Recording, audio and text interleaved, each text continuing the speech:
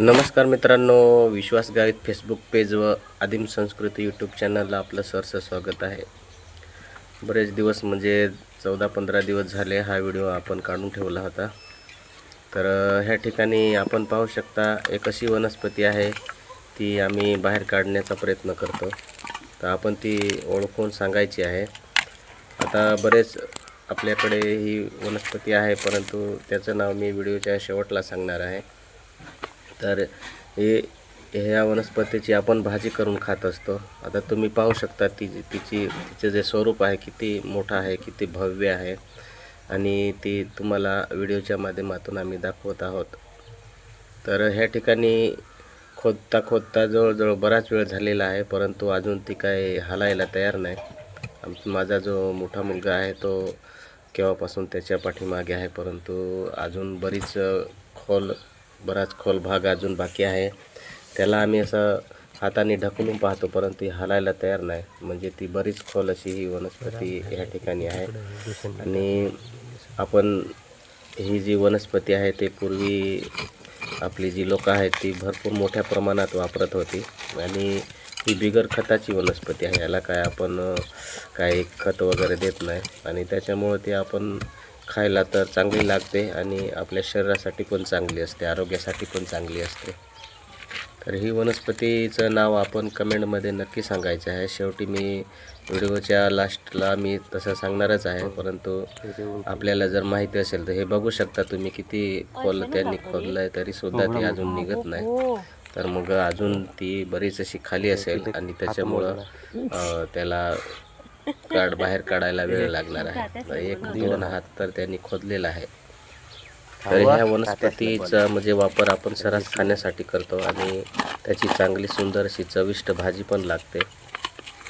जेणेकरून पूर्वीच्या काळी आपल्याकडे भाजीपाला एवढा नव्हता, पण ह्या जी तुम्हाला वनस्पती हा जो कंद दिसतो याला आपण त्यावेळेस लागवड करून ठेवत असत आणि ह्या ठिकाणी म्हणजे आपल्याला खायला त्याचा वापर सर्रास केला जात होता. आता आम्हाला पण सुद्धा आमच्या पूर्वजांकडूनच ही माहिती मिळाली आणि आज आम्ही त्याला म्हणजे लावून ठेवतो. आणि अशा वेळेस दिवाळी संपली की म्हणजे जानेवारी-फेब्रुवारीमध्ये ते काढतात.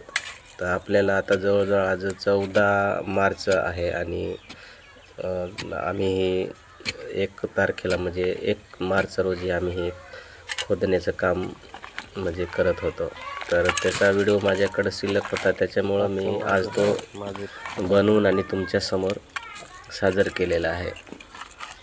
तर आपण पाहू शकता की किती खोल अशी जागा हे बघा आपण खोदावी लागते आणि ती ज्यावेळेस आपण याची लागवड करतो त्यावेळेस जेवढंही त्याला भराव असेल तेवढे हे बघा अशा पद्धतीने हा एक कंद काढला आहे आणि अजून तिकडं बाकी आहे.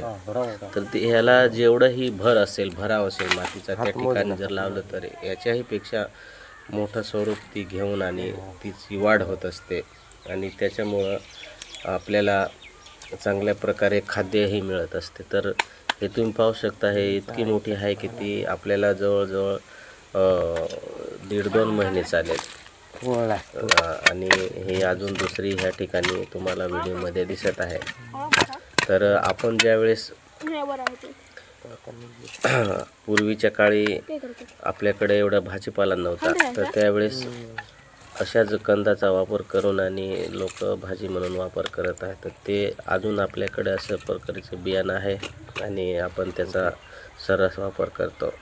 तर खायला अशी चविष्ट आणि उत्कृष्ट अशी हे कंदाची भाजी आणि त्याला आपण आयुर्वेदामध्ये सुद्धा त्याचं भरपूर असं काम असेल, परंतु त्याची एवढी आपल्याला माहिती नाही. परंतु आपल्या हे बघा किती मोठी आहे, म्हणजे ते उचलायला सुद्धा लय जड आहे आणि आपण त्याचा सर्रास खाण्यासाठी वापर करतो. तर याच्याबद्दल आपल्याकडे काही अधिक माहिती असेल आयुर्वेदाचं किंवा औषधी वनस्पतीचं तर आपण कमेंटमध्ये नक्की सांगायचं आहे की आपल्याकडे आहे आणि त्याचा असा वापर करतात. तर कमेंटमध्ये नक्की सांगा. धन्यवाद.